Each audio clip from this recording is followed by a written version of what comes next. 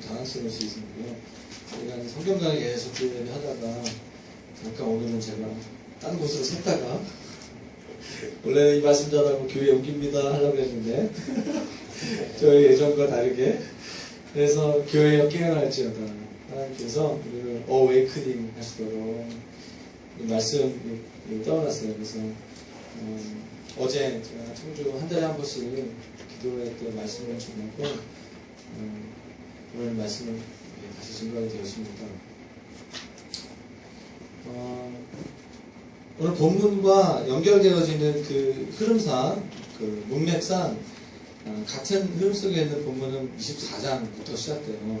24장 3절부터 이 말씀이 시작된다는 걸 볼 수 있는데요.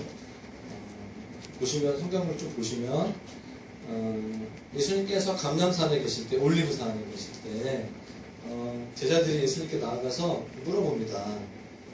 예수님, 우리에게 알려주십시오. 조용히 와서 물어봅니다. 어느 때에 이런 일이 있겠습니까? 어떤 일? 주의 임하심. 세상 끝. 주님 다시 오시는 일이 있습니다. 세상 끝. 예수에서 그때 되면 어떤 사인이 있겠습니까? 어떤 징조가 있겠습니까? 그럼 우리가 깨어서 지금이 이때 이런 때이구나 알려주시면 우리가 준비하겠습니다. 이렇게 제자들이 예수님께 물어보는 장면이죠. 그러면서 우리가 막 이렇게 한국에 있는 전방개척 성경하는 단체들이 마태복음 24장 14절 말씀을 보면서 모든 민족 가운데 복음의 자녀들이 끝이 온다. 환난과 기근이 있겠고 막 좀 얘기하잖아요. 그 흐름 속에 있는 내 말씀 중에서 예수님께서 끝날 만도 한데 그 다음 장으로 이어지시면서 좀 부족했나 봐요. 예수님께서 비유로 설명하시는 게 오늘 본문이에요. 마지막 때는 이런 것이다. 성경의 마지막 때는 예수님께서 이 땅에 오시고 다시 오실 때까지 초림과 재림 사이를 말세 마지막 때라고 볼 수 있는데 지금 마지막 때에 살고 있는 거예요. 그런데 이 비유를 주님께서 좀 더 추가적으로 제자들에게 말씀하신 것입니다. 그래서 열처녀 비유랑 달란트 비유를 하시면서 딱 25장을 정리하시는데요. 저는 오늘 그 열처녀 비유에 대한 얘기를 좀 하기를 원합니다.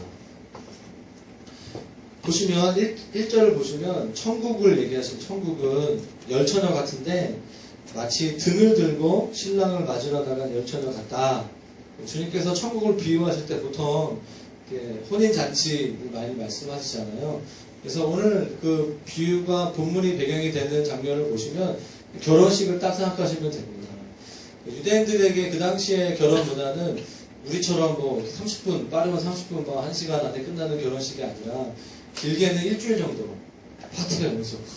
결혼식이 되게 중요한 거기 때문에 또 유대적인 시간 개념은 하루의 시작은 오전이 아니라 저녁부터 시작됩니다. 그래서 저녁부터, 평일 저녁부터 해가지고 길게는 일주일 정도 기간 동안에 신랑이 신부의 집에 가서 이렇게 맞이하는 그런, 그래서 신부의 들러리들, 신부의 그 친구들, 오늘날로 말하면 부케를 받는 사람이 10명 가량 된 거예요. 그래서 이렇게 가장 친한 측근에 있는 신부의 친구들이 신랑을 이렇게 환영하는 그런 장면을 보시면 좀 이해가 좀 되지 않을까 생각이 듭니다.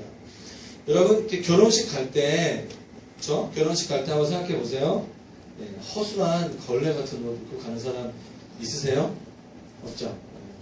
아무리 바쁘게 급한 일이 있어서 간다 할지라도 작업복 입고 편하게 가는 사람 별로 없습니다. 우리가 가지고 있는 옷 중에서 그럴싸한 가장 좋은 옷을 입고 최고의 옷을 입고 이렇게 머리도 하고 가는 결혼식을 갑니다. 그래서 오늘 이 열처녀를 봤을 때 아마 자기가 가지고 있는 옷 중에서 최고의 옷, 그 겉에 외모의 상태가 좀 괜찮은 상태에 아마 열처녀를 한번 우리가 상상할 수 있습니다. 그 결혼식에서, 혼인식에서 외모로 볼 때는 여기 본문에 나와 있는 누가 지혜로운, 슬기로운 여자인지 미련한 여자인지 알 수 없어요. 겉모습으로만 봐서는 몰라요. 판단할 수도 없어요. 판단 불가. 그들은 다 기대감이 있었어요. 신랑을 보는구나. 그리고 내가 들러리로 초대를 받았구나. 그 설레임과 그 기대감으로 다 흥분 상태에서 최고의 옷을 입고 그 결혼식에 있는 것을 우리가 상상할 수 있습니다. 본문에 나와 있는 겉모습, 그 10명의 처녀들의 모습을 보고서는 미련한 자인지 누가 그런 슬기로운 사람인지 알 수가 없어요. 외모를 판단하기 어렵다는 거예요. 그런데 어떻게 그것을 분별할 수 있을까? 상황을 좀 보시면 알 수 있죠. 2절과 3절을 보시면 다섯은 미련하고 다섯은 슬기로운 자라고 하는데 또 슬기로운 사람들은 기름을 담아냈다고 하는데 중요한 것은 5점의 상황이에요. 5점의 상황 같이 볼까요? 신랑이 뭐죠? 더디와요. 더디오는 거예요. 그래서 다 졸고 잠을 자는 거예요. 저는 잠자는 거에 대한 얘기를 좀 한 것 같은데 잠자는 거. 그 얘기 하기 전에 신랑이 더디왔다. 오리라고 기대했던 신랑이 제 시간이 오지 않는 상황인 거예요. 신랑이 오리라 했던 그 시간에 신랑이 오지 않았던 것입니다. 예. 여러분 성경의 오늘 본문은 아까 제가 얘기했 처음에 24장부터 연결되어진 흐름이에요. 24장 말씀은 신랑 대신 예수님께서 신부된 교회와 제자들에게 하시는 말씀이죠. 내가 언제 오느냐? 제자들이 물어봐요. 언제 주님 다시 오실 거예요? 그 사인이 어떤 거죠? 주님이 말씀하시죠. 그 말씀을 하시고서 비유로 말씀하시는 게 25장 말씀입니다. 예수님이 신랑 되신 예수님께서 교회에게 말씀하시는 거죠. 내가 너희들에게 오는데 신부의 집에 올 건데 빨리 오자. 내가 좀 지연되고 있다. 이렇게 말씀하시는 거예요. 그들이 생각했던 것보다 시간이 오래 가는 거예요. 이런 상황이 되는 거죠. 그래서 그들이 다 피곤해져요. 만약 저와 여러분들이 이렇게 어떤 사람을 만나기로 했는데 소개팅을 한다고 해요? 할렐루야?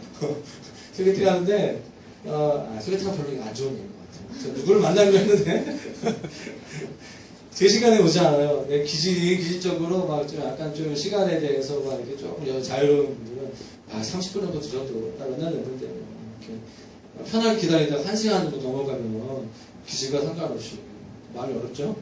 그래서 연락도 없고 그러면 이제 불안하기 시작하는 거예요. 몇 시간 지난 거예요. 그래서 아무도 안 오는 거예요. 약속 장소에 약속한 사람이 오지 않죠. 마음이 불편해지죠. 마음이 어려워지고 인내심을 잃게 됩니다. 오늘 상황에 10처녀가 지금 그런 상황 가운데 있는 거죠. 그래서 한 명이 짜증나가지고 왜 안 오는 거야 신랑 도대체? 딴 데 간 거 아니야? 혹시 이 결혼 파토난 거 아니야? 가장 그 조급한 어떤 자매가 막 얘기하는데 저 그런 거 아니야? 8명 막 지금 서로 불안해하면서 뭔가 잘못된 거 아닌가라고 생각하는 거죠. 여러분 오늘 이 상황에 이 10처녀를 좀 묵상하면서 제가 생각한 게 뭐냐면 우리가 어떤 우리 인생을 살아가면서 기다림이 길어질 때 있죠. 그렇죠? 기다림이 길면 길수록 우리 내적인 육적인 속성들이 더 많이 드러나는 것 같아요. 야고보서 말씀을 증거하고 있는데 믿음으로 행하는 삶에 대해서 얘기를 하고 있어요. 우리가 행하지 못하는 이유 중에 하나가 뭐냐면 기다리지를 잘 못한다는 거죠. 좀 하고서 내 삶이 안 바뀌니까 막 짜증이 나기 시작하는 거예요. 그래서 낙심하게 되는 거죠. 그래서 포기하게 되는 경우가 많이 있습니다. 여러분 우리가 기다림이 길어지면 길어질수록 나 어제 죽었다라고 나는 죽고 예수는 사는 사람 고백했는데 자아가 자꾸 살아서 움직이는 것 같아요. 내 안에서 막 꿈틀거리기 시작하는 것 같죠. 그래서 기다림이라는 그 테스트는 굉장히 우리의 어떤 육적인 성품들과 우리의 자아에 죽어있는 우리의 모습을 좀 자꾸 이렇게 드러나게 하는 그런 모습들이 좀 있는 것 같아요. 오늘 10처녀들이 그들의 감정이 조금씩 변하는 상태를 우리가 좀 예상할 수 있는데요. 아마 그들은 그 신랑이 더디오는 그 시간들을 통하여서 서로가 서로에게 약간 불친절한 말을 한 것 같아요. 또는 불친절한 행동을 할 수도 있었을 거라는 생각이 들어요. 그러다가 서로 막 지치는 거죠. 힘이 빠지는 거예요. 한 저녁 한 6시쯤에 이제 해가 질 때쯤 이제 신랑을 맞이하기 위해서 등불을 가지고 등과 불을 가지고 갔는데 안 오는 거죠. 한 저녁도 먹었겠다. 한 7시, 8시, 9시쯤 되니까 지루한 거죠. 서서 못 기다리겠다. 좀 앉아서 여기 턱 같은 데 앉아가지고 기다려야 되겠다. 그래서 앉은 거예요. 처음에는 최고급 옷, 드레스 같은 걸 입고 와가지고 아 이거 앉으면 안 되지 내가 결혼식 빨리 끝나고 가야지 이랬는데 안 오니까 그냥 너무 다리가 피곤하고 구두 신고라 오늘따라 10cm 같은 거 신고 와가지고 힘들어 죽겠네 그래가지고 신발 옆에 벌고 앉는 거예요.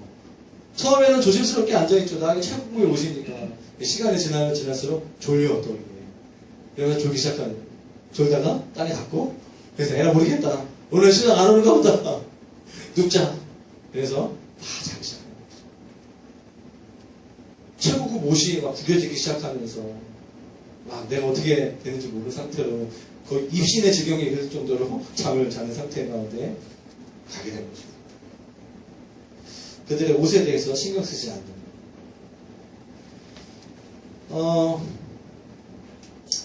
그런 상황을 예상할 수 있겠죠. 오늘 본문에 그들이 다 잤다라고 얘기하고 있어요. 그러면서 신랑이 오지 않을 것에 대한 확신 속에서 잠을 자는 거예요. 안 오겠구나 오늘은. 그러면서 삶의 기준들이 더 낮아지게 되는 거죠. 그런데 중요한 것은 예수님께서 이걸 비유로 말씀하시잖아요. 아직까지 그 모두 자고 있는데 그 10명의 자매, 그 자고 있는, 졸고 있는 그 자매도 어떤 자매들은 뭐 코드 걸고 침 흘리고 막 그런 자매 없겠죠? 없을 것 같죠? 네. 다 그게 되기도 해. 너무 피곤하면. 나 너무 피곤했을 것 같아요. 근데 다 어떻게 보면 인간적으로 다 일어난 것처럼 보일 수 있어요. 근데 그 중에 5명은 지혜롭다라고 얘기하는 거죠. 이게 뭐냐면 그들은 다 졸고 있었다는 거예요. 10명 다 졸고 있었다. 다 졸고 있었다. 이해가 돼. 피곤해. 그리고 그들은 모두 다 동일한 상황들을 통과하고 잘 수밖에 없는 상황. 얼마나 힘들었으면 잤겠어요. 결혼식 가서. 시간이 너무 많으니까. 지혜로운 처녀도 잠들고 미련한 자들도 잠에 빠져 있었던 거예요. 잠을 자는 것 자체로는 지혜로운지 미련한지 분별할 수 없는 상태예요. 그런데 상황이 바뀝니다. 몇 절 말씀인지 25장 같이 한번 볼까요? 6절 말씀 같이 한번 읽어보겠습니다. 시작. 밤중에 상황이 바뀌고 다 졸고 있는데 갑자기 신랑이 온다. 신랑이 온다. 등불을 가지고 마중나로 나와라.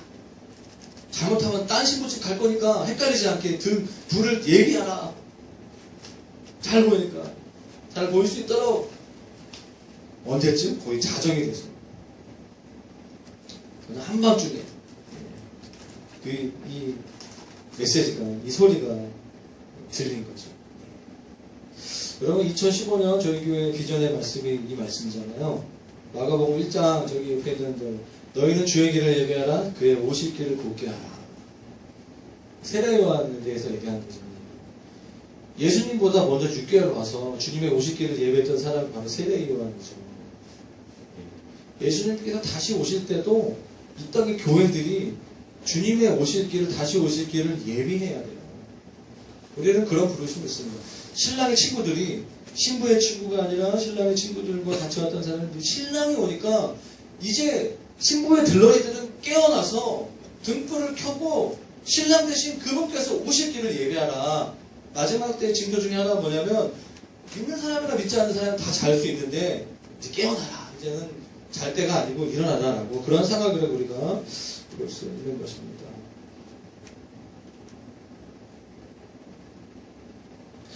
제가요, 이들이 이제 일어나서 분주하게 이제 준비하기 시작해요. 뭘 준비하죠? 등불 거짓입니다. 옷을 다 정리하면서 7절 말씀에 그 처녀들이 다 일어나서 정신이 갑자기 번쩍 들면서 이제 등을 준비하면서 8절 말씀. 미련한 자들이 슬기 있는 자들에게 이르되 우리 등불이 꺼져 가니 너희 기름을 좀 나눠달라. 제가 예전에 처음 이 말씀을 묵상할 때 이 본문을 볼 때 미련한 그 자들 정말 미련했나 보다. 왜 기름을 안 가져갔어? 처음부터. 뭐 이렇게 생각했거든요, 처음에는. 근데 그게 아니에요. 처음에는 기름을 가지고 있었어요. 그런데 충분한 기름을 준비하지 않았던 거죠. 뭐냐면 예상을 하기를 7절 말씀에 그 처녀들이 다 일어나 등을 준비하세요. 5명의 그 지혜로운 처녀들은 그 등 안에 있는 기름이 다 타들어가는 걸 보면서 자정이 되면서 또 다른 기름병 안에 있는 기름을 그 등불 안에 넣는 거죠. 미련한 자들은 기름병을 준비하지 않았던 거예요. 넣을 게 없는 거죠. 근데 그 모습을 보면서 큰일 났다. 잘못하면 혹시 신랑이 오라고 누가 얘기했는데 온다라고 맞으러 나가라고 얘기는 했지만 혹시 또 더 늦게 오면 어떡하지? 그럼 새벽 2시건 3시건 등불이 꺼져 있으면 어떡하지? 불안하기 시작한 거죠. 그래서 옆에 지론 그 기름병을 준비한 자들이 찾아가서 기름을 달라고 이야기하는 것이죠. 여러분 바로 이 시점부터 그 둘 사이의 차이가 드러나기 시작하는 거예요. 상황은 등불이 다 꺼져가고 있는 거예요. 차이는 뭐냐면 실기 있는 자들은 더 많은 기름을 준비해요.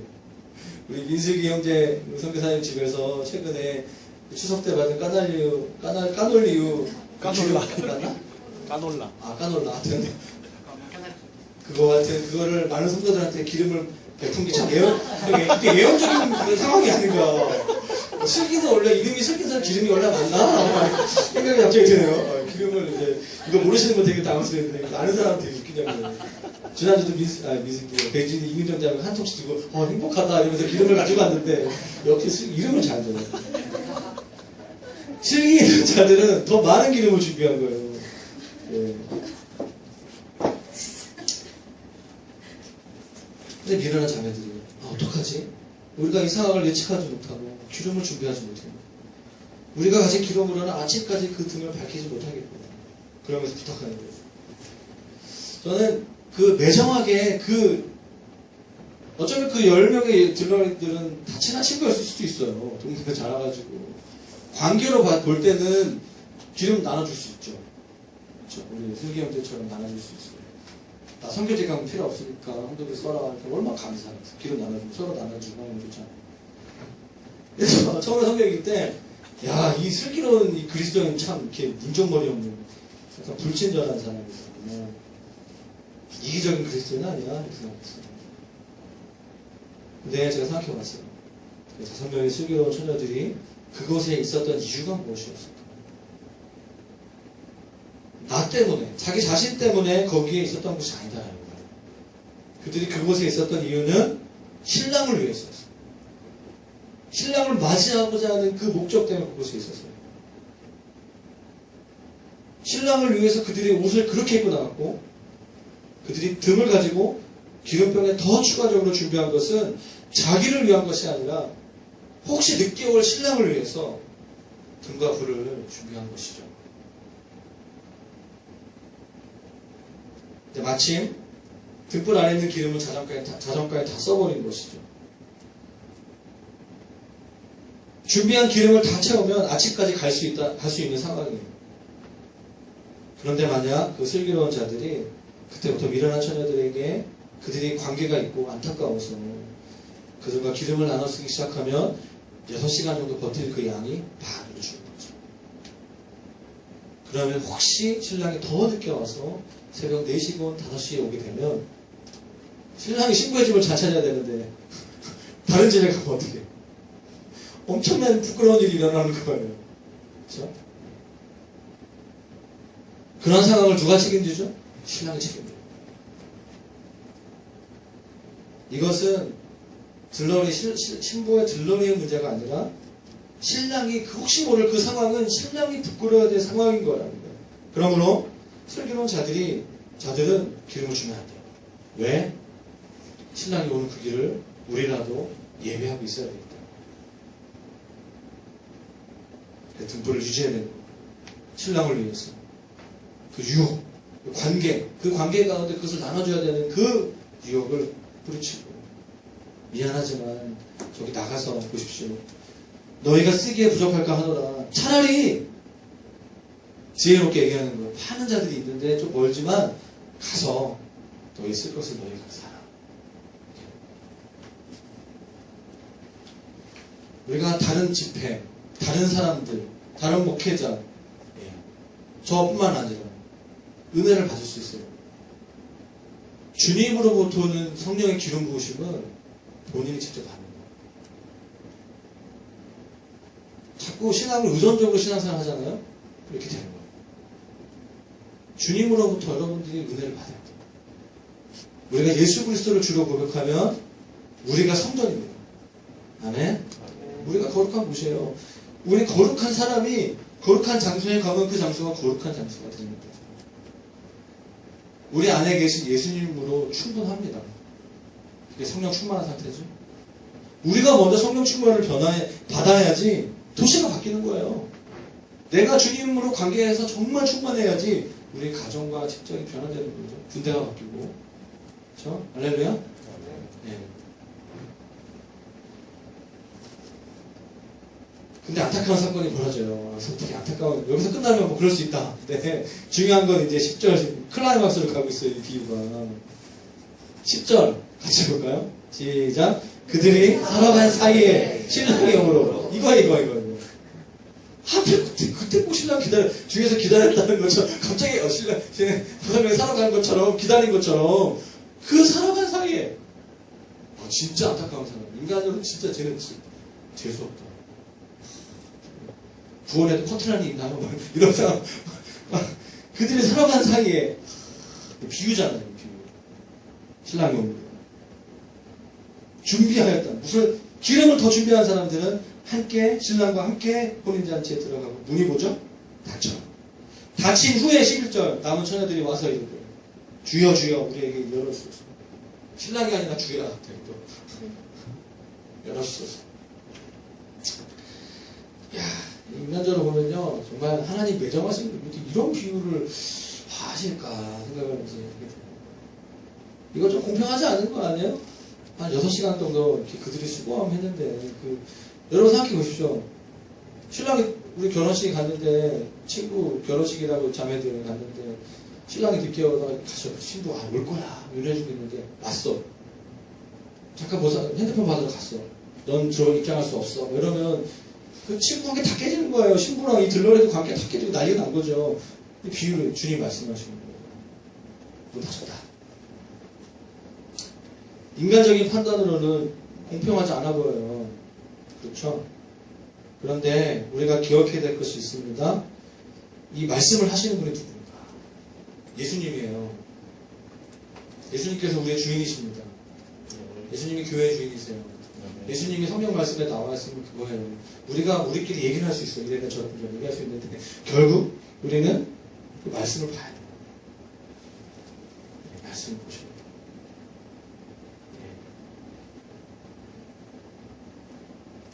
주님은 아셨던 것 같아요. 주님은 그 당신의 영원하신 지혜로 예수님이 주인 되신 그 교회에 어떤 일이 일어날 것인가를 예수님 아셨던 거죠. 예수님은 시작과 끝을 아시는 분이시죠. 그래서 예수님께서 이 비유를 비유는 들은 사람은 들으라는 거예요. 이 비유를 듣고 너희들이 깨어있어야 될 사람들은 반드시 이 말씀을 붙잡으라는 거죠. 목적이 있다는 거죠. 뭐죠? 많은 사람들이 부르심을 받지만 아주 적은 사람이 선택을 받는 거예요. 모든 사람에게 주님은 다 초청하시지만 그것은 가짜 초청이 아니라 진짜 초청이지만 문이 열렸지만 누구든지 다 그 초청에 반응하진 않더라는 거예요. 어떤 사람들은 신랑을 맞이할 준비를 하지만 어떤 사람들은 저는 준비가 안 됐다는 거예요. 우리가 겉으로 볼 때 외모는 다 똑같아요. 똑같은 화려한 옷을 입고 있고 그들의 말을 들으면 하나님 나라에 대한 이야기를 하고 있고 천국에 대해서 꿈꾸고 있고 천국에 가고 싶다라고 말을 하고 있지만 천국에 대해서 항상 꿈을 하고 있지만 중요한 건 그때 주님이 오시지 않다는 거예요. 우리가 어떤 수련회 가잖아요. 일주일 동안의 수련회 마지막 날 밤에 그때 분위기로 봤을 때는 영적인 분위기를 봤을 때는 사실 여러분 기도하셔야 돼요. 수련회 마지막 날 제가 죽을 수 있도록. 약간 유머인데 나는 좀 진짜 저는 제 인생의 최고 영적인 클라이막스 기도 때 주님 저의 숨을 거둬주십시오. 그러면 제가 얼마나 영광스러워요. 순교하고 와 평양에 갔다가 내가 그 천국 해가지고 그러면 천국에서 너 또 큰 자다. 진짜 대단하다. 어떻게 했냐 나도 힘든데. 그러면서 주님이 막 이렇게 하실 수도 있지 않겠어요? 근데 꼭 이상하게 항상 그런 게 그때 우리가 주님께 부름받는 게 아니죠. 다 우리 첫사랑이 있어요. 가장 영적으로 클라이마스 때 신랑 대신 예수님께서 오시면 다 끝나는데 그게 아니라는 거지. 기다려야 된다는 거지. 오래 걸려. 예수님 이거 아신 거예요. 시간 좀 걸리겠구나. 우리가 기대하는 그 어떤 때보다 더 오래 걸릴 것을 예수님도 아신 것 같아요. 그래서 비유를 말씀하십니다. 우리가 그분을 기다리는 그 흥분, 하여튼 그 엄청난 영적인 분위기를 금방 얘네가 직장 한 3년만 하면 잊어버리겠구나. 그거 아신 거예요. 그러다가 서로 상처 주고, 막 신앙생활 하다 보고, 이 교회, 저 교회 막 답답하고, 서로 막 마음 상하고. 최고의 옷을 입고 그리스도의 거룩한 옷을 입었는데도 잠들어있는. 그 옷이 막 대충 이렇게 땅에만 해도 처음엔 안 그랬어. 신랑 안 보고 언제 와도 없긴 보고 막 잠들어있는 거죠. 주님 아신 것 같아요. 그래서 이 비유를 말씀하신 거죠. 마치 우리가 인생을 하다 보면 어떤 시간에 마치 흑암으로 쌓인 것 같은 때가 오기도 하고요. 같이 함께 했던 사람들이 막 미끄러지기도 하고요. 다 잠들어 있는 것 같아요. 헌신했다고 했던 사람 다 영적으로 잠들어 있는 것처럼 보일 때 내가 할 수 있는 일은 내가 뭐 대단한 일 하겠어. 물고기나 잡으러 가야지. 잠자는 거야. 제가 어저께 느꼈어요. 오늘 날씨가 전국적으로 흐린 날씨. 오늘은 딱 잠자기 좋은 날씨. 뭐 그런 날 있지 않습니까? 휴일날, 오늘은 딱 자기 12시간 내 연속으로 자는 신기로 깰 수 있는 그런 날이야. 그러면서 그런 날이 있어요. 육적으로 뿐만 아니라 영적으로. 기도는 무슨 기도야. 그런 거 아니겠어요. 이러면서. 중요한 건 뭔지 아세요? 그때 6절 말씀. 일어나라! 웨이크업! 어웨이크! 신랑이 오고 있다. 준비해라! 그 음성이 들리는 거예요, 갑자기. 우리가 거의 영적으로 막 거의 폭탄 맞고, 막 힘들고, 막 여러 가지 인생의 재정적인 관계 어려움이 있는데, 갑자기 예배 드리다가 주님의 음성이 막 생생하게 들리기 시작하는 거예요. 정신이 바짝 드는 거죠. 그러면서 내 안에 그 예수님 만났던 그 기억들, 정말 다시 내가 하나님 앞에 헌신했던 그 마음들이 막 떠오르면서, 이렇게 하면 안 되는데, 등불을 켜야 되는데, 근데 보니까 기름이 없어. 어떻게 해야 할지 모르는 거예요. 내가 어떻게 하고 싶긴 하는데 그게 어떻게 하는 건 잘 모르는 상태인 거죠. 그러니까 다른 사람한테 가가지고 기름 있는 사람한테 가가지고 어떻게 해야 돼 신앙생활? 이 상황에서 어떻게 해야 돼? 라고 막 물어보기 시작하는 거예요. 좀 달라, 빌려달라. 나 좀 어떻게 해봐라. 나 이제는 깨어났는데 어떻게 했으면 좋겠냐? 라고 얘기하는 거예요.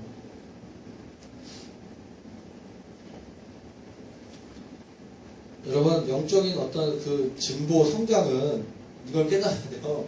내 안에 성령의 그 등불이 꺼져가고 있구나. 내 안에 기름이 없구나. 하나님을 향한 첫사랑을 잃어버렸구나. 내 인생에서도 하나님을 향한 그 사랑 하나만으로 내 삶을 드린다고 고백한 때가 있었는데 지금은 아니구나. 내 마음이 좀 무겁네. 내 마음이 냉랭하구나. 낙심했네. 머리로는 성령의 역사하심을 내가 사모한다고 하지만 실제로는 거부하고 있는 거예요. 그거 아셔야 돼요.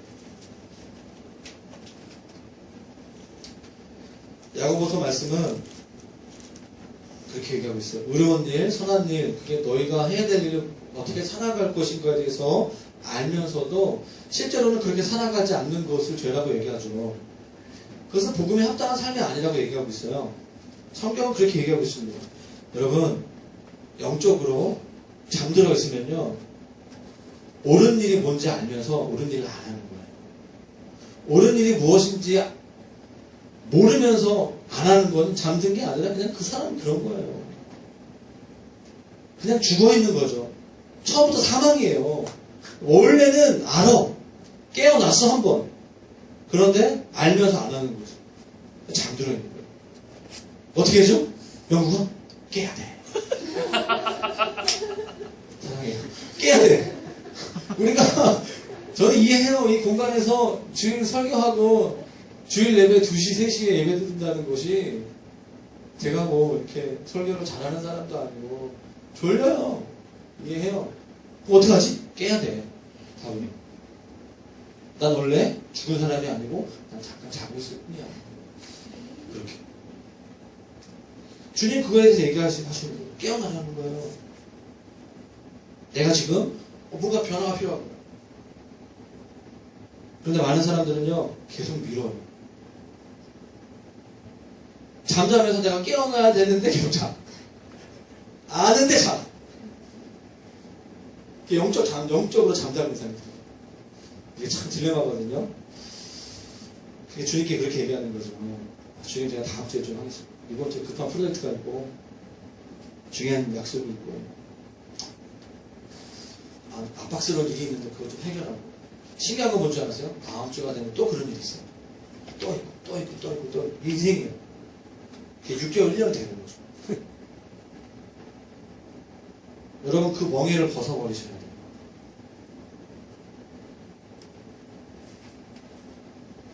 이 사회에서 말하는 기준들이 우리를 계속 잠들게 해요. 그 안일한 상태 속에서 나오셔야 돼요. 계속해서 그런 상태로 보내게 되면 어떤 현상이 나타나냐면 마음이 성경적 용어로 말하면 딱딱해져요. 강팍해진다는 말 쓰죠. 왠지 아세요? 우리 아내에게 제가 지난주 우리 내주하시는 성령님에 대한 얘기를 좀 했던 것 같은데 성령님이 그것을 근심하시기 때문에 성령의 근심을 빨리 느껴야 돼요. 예수 그리스도를 믿을 때 우리 안에 성령님이 나 때문에 근심하신다는 것을 빨리 알면 알수록 우리가 행복한데 성령님이 근심하잖아요. 나도 근심해. 그러면서 계속 그냥 눌러 앉는 거야. 그러니까 계속 그 상태가 오래 버티면서 급한 일 하고 만난 사람 만나고 정신을 싸돌아다니기 시작하면 어떻게 되죠? 마음이 강팍해지는 거예요. 그러니까 그 상태가 너무 힘드니까 그냥 다른 것을 쫓아다니는 거예요. 그게 중독의 시작이에요. 공허한 마음을 채울 수 없기 때문에 여기서부터 문제가 시작되는 거예요. 우리 안에 계신 성령님께서 우리 가운데 예배 가운데 불타는 마음을 주시는데 그 불타는 마음이 우리에게 굉장히 부담이 되는 거죠.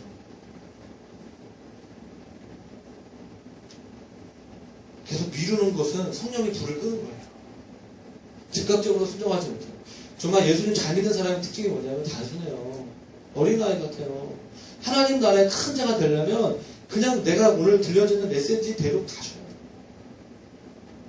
근데 어느 순간인가 그걸 멈추는 거죠. 성령님의 근심인지 알면서 잠자고 싶은 거예요. 그것은요, 어떤 거냐면 마치 코팅하는 것 같아요. 마음에 코팅하는 것 같은 거예요.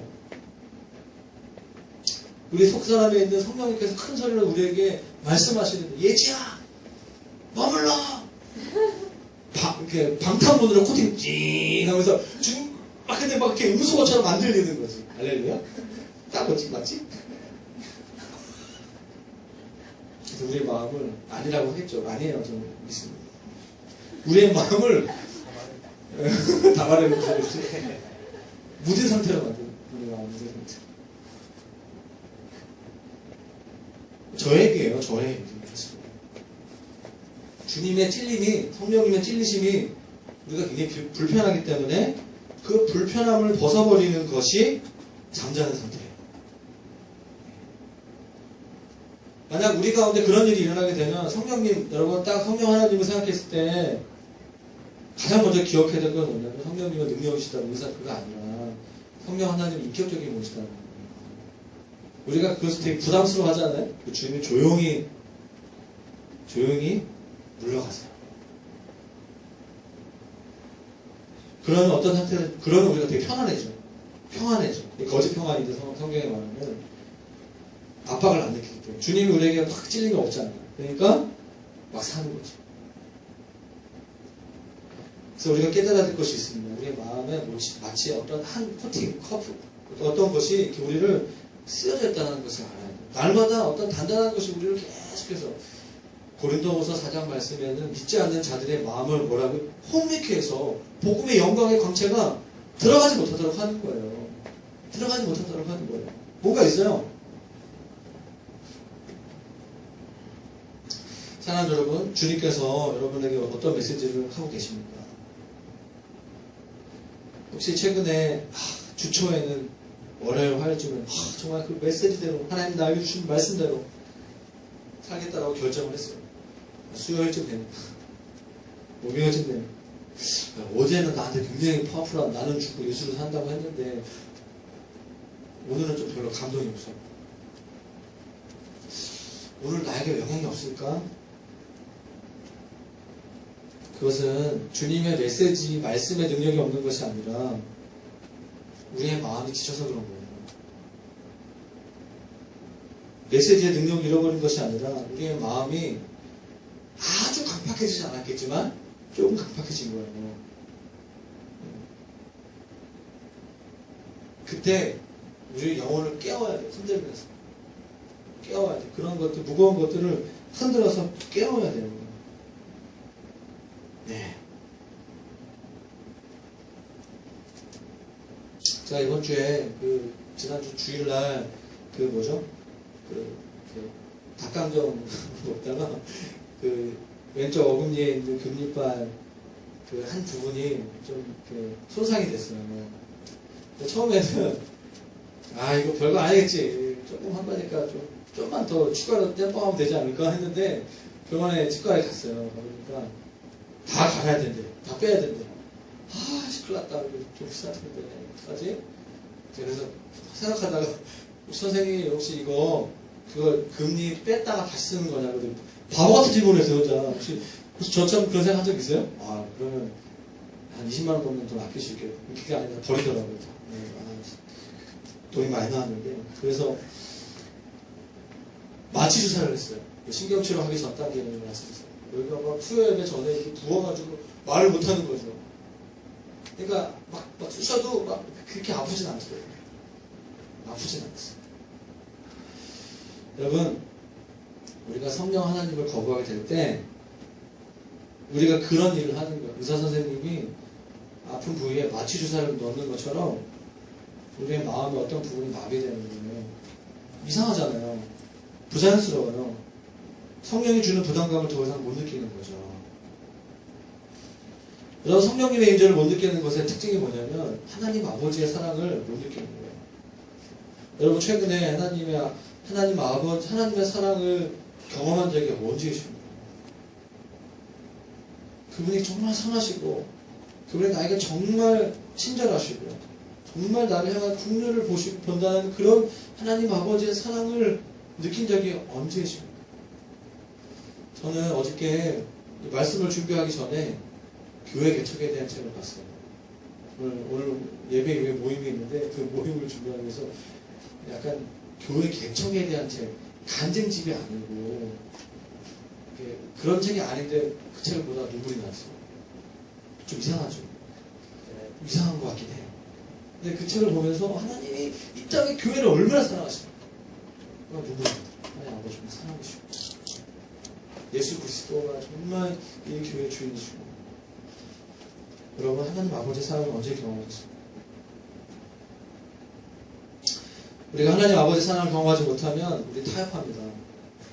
타협하게 되면 예전에 주님 처음 만났을 때 날카로운 기준, 중요한 기준들이 희미해지는 거예요. 더 이상 날카롭게 보이지 않는 거죠. 그래서 이렇게 기준이 낮아지는 거예요. 왜냐하면 우리의 마음이 마취 상태로 들어갔기 때문에 기준이 낮아지는 거예요. 삶의 개인의 경건의 기준들, 삶의 영적인 원칙들과 훈련들이 다 무너지기 시작하는 거예요. 며칠 기도하지 않아도 아무런 일이 일어나지 않아요. 그러면 며칠 기도 안 해도 돼요. 날마다 기도하는 사람이 며칠 기도하지 않았는데 아무런 일도 일어나지 않아요. 그럼 기도 안 하는 게 당연한 거예요. 맨날 말씀 보는 사람이 말씀 안 본다고 해서 아무런 일이 일어나는 어떤 것도 없어요. 똑같아요. 그럼 말씀 안 보면서 살게 되는 거죠. 무너지기 시작해요. 괜찮구나. 매일매일 삶 속에 기준이 낮아지게 됩니다. 데살로니가 전서 5장 말씀 좀 같이 봤으면 좋겠습니다. 데살로니가 전서 5장 6절 말씀 같이 좀 봅시다. PPT에 없어 있는 말씀은 같이 찾아봤으면 좋겠는데요.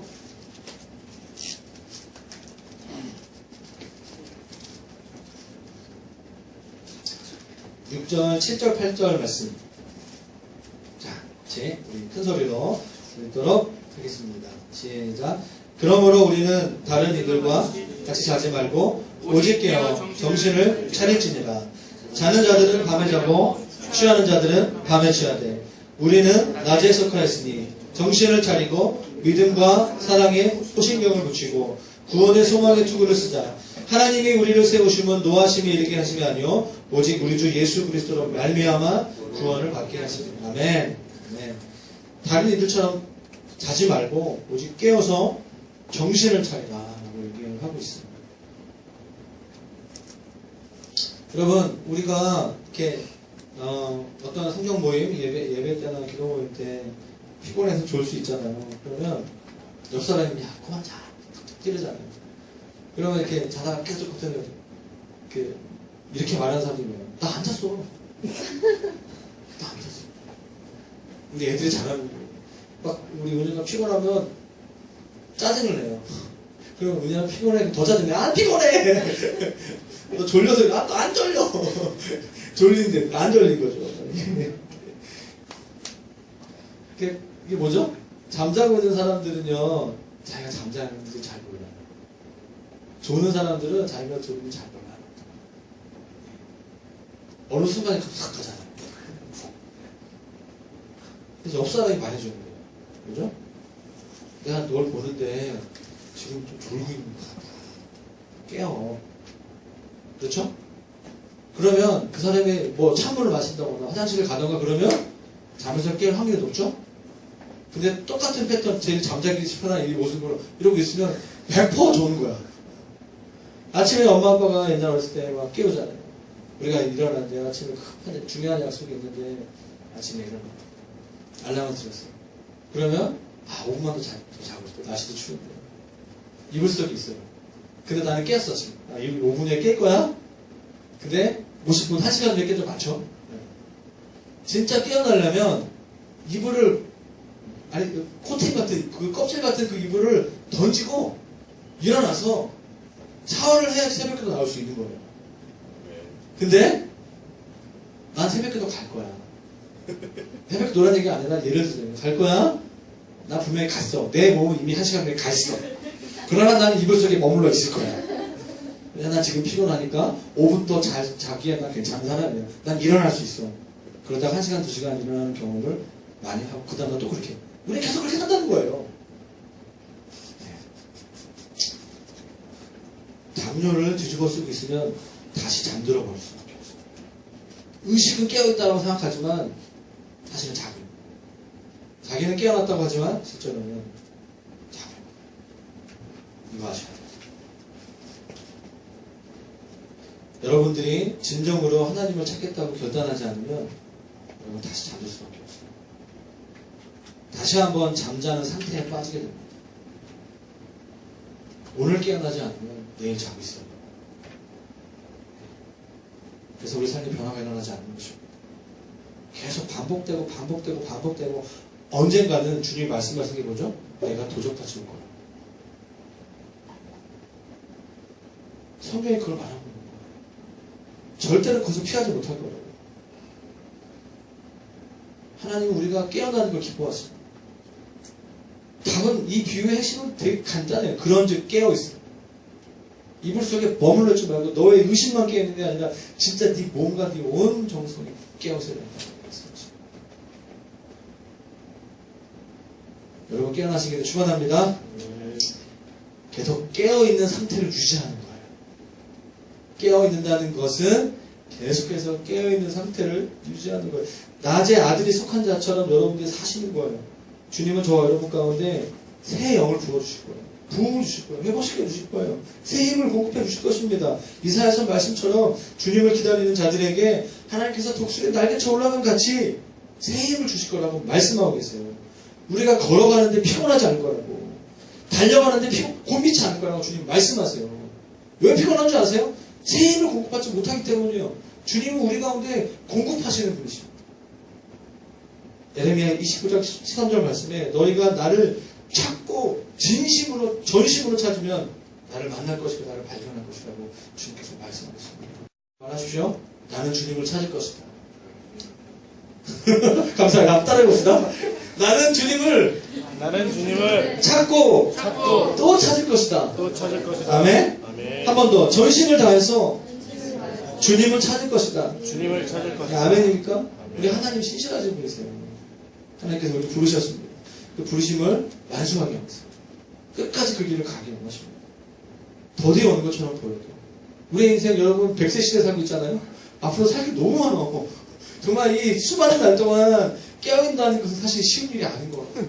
주님이 오실 날이 좀 많이 남은 것 같아요. 저는 느낌에. 어떻게 해야 되죠? 계속 자고 있다가 갑자기 50주년에 깨는 이건 말이 안 되는 거예요. 왜 나를 20대 초반에 주님 만나게 하시려가지고 내 이 고생 생고생이냐고 그런 원망하지 마시고 이미 끝났어. 주님 만났으면 계속해서 앞으로 나가요. 계속해서 깨어있는 상태를 유지하면서 주님은 나를 어떻게 사용하실 것인가 주님께 묻고 찾고 구하는 그러한 여러분 되시기를 축원합니다. 아멘.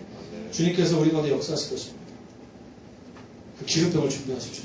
말씀과 기도로 채우십시오. 하나님께서 우리 회복시켜 주시고 여러분들의 일터에서 여러분들의 한 주간의 삶 속에서 놀라운 일을 행하실 줄로 믿습니다. 그래서 오늘 같이 시간에 같이 찬양하며 기도하며 좀 했으면 좋겠어요. 자, 좀 몸이 피곤하신 분들은 좀 몸도 깨시고 주의 나라가 있는 때문에 자, 어떤 분은 서서 같이 좀 서서 우리 적극적으로 찬양하고 기도했으면 좋겠어요. 찬양했으면 좋겠습니다. 주의 나라가 임할 때 찬양하면서 가사를 불러드릴게요. 주의 나라가 임할 때 나라가 임할 때 하나님 임재하실 때 은혜가 회복되고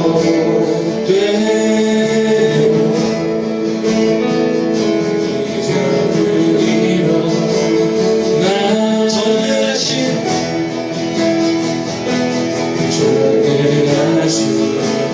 영원하신 능력에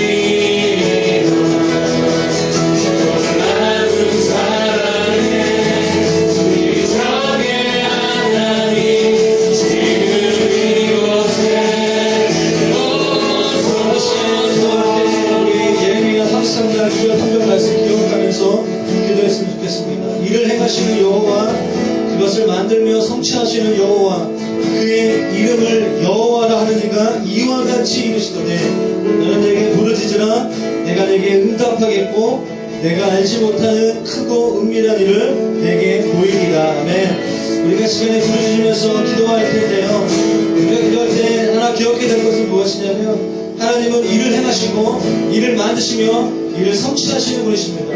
하나님께서 우리를 만드셨고 하나님께서 우리를 통하여 놀라운 일을 행하실 것입니다. 오늘 시간 우리가 주님 앞에서 어떤 훈련이라든가 어떤 성령을 근식했던 것이라든가 마음에 강팍하게 했던 것들이 있단가, 우리 안에 성령님을 상대한 분들이 있었다면 이 시간 좀 회개하고, 하나님 오늘 시간 새 마음을 부어주시옵소서.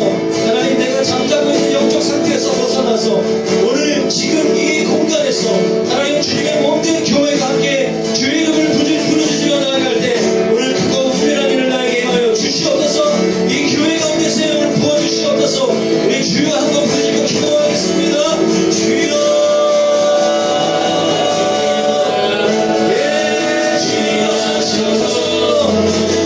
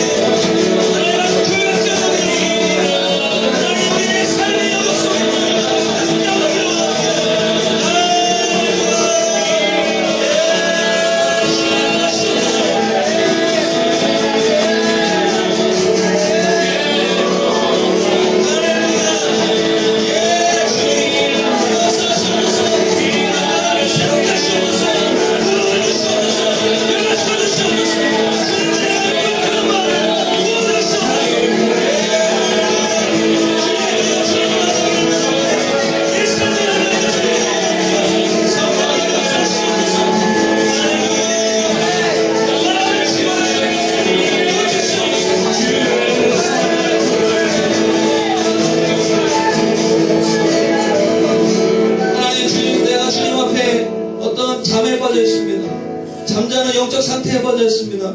그러나 주님 오늘 이 시간 나의 마음을 치유하여 주시고 다시 한번 주님 앞에 첫사랑이 복되어지기를 원하고 하나님 내 마음의 상태 가운데 더 이상 잠자지 않기로 결정합니다.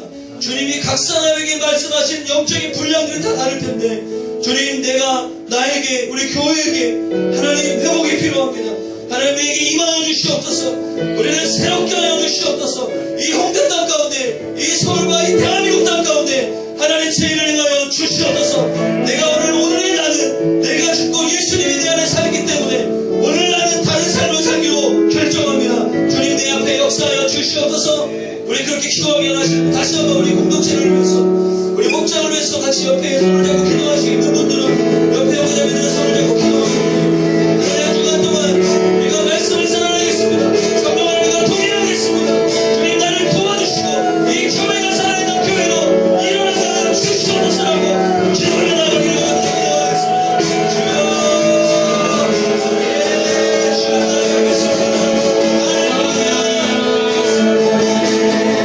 하나님 나라에 와소서.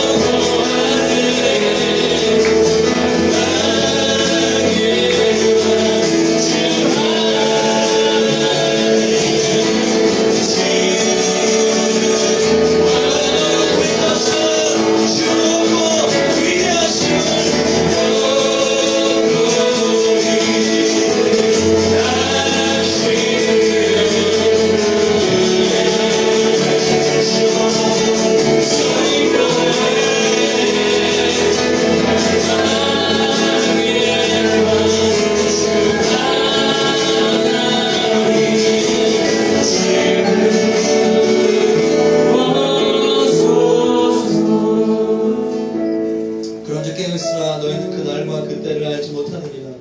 하나님, 우리가 깨어있겠습니다. 우리가 깨어있는 상태를 계속해서 유지하겠습니다. 그것이 어렵다라고 말하는 모든 생각들과 모든 세상적인 가치관들을 지금 예수의 이름으로 끊어버립니다. 하나님, 우리가 말씀과 기도로, 하나님 기도와 말씀으로 하나님의 말씀대로 살아가는 삶을 살기로 결정합니다. 주님, 이 교회는 그런 하나님께서 말씀하심을 따라 살아가는 교회, 우리가 움직이는 교회로, 세상을 향하여 나아가는 교회로, 각자 일터와 캠퍼스 가운데 하나님 극복하는 교회, 끝까지 기다리는 교회, 주님의 오심을 예배할 수 있는 그런 성도와 교회들로 우리가 살아갈 수 있도록 특별히 한 주간 동안 은혜를 우리의 삶 가운데 허락하여 주시옵소서. 이렇게 하신 하나님을 찬양합니다. 주님 역사하여 주시옵소서. 주님 영광 올려드리며 살아계신 예수님의 이름으로 기도했습니다. 네, 주님께 영광을 올려드리겠습니다.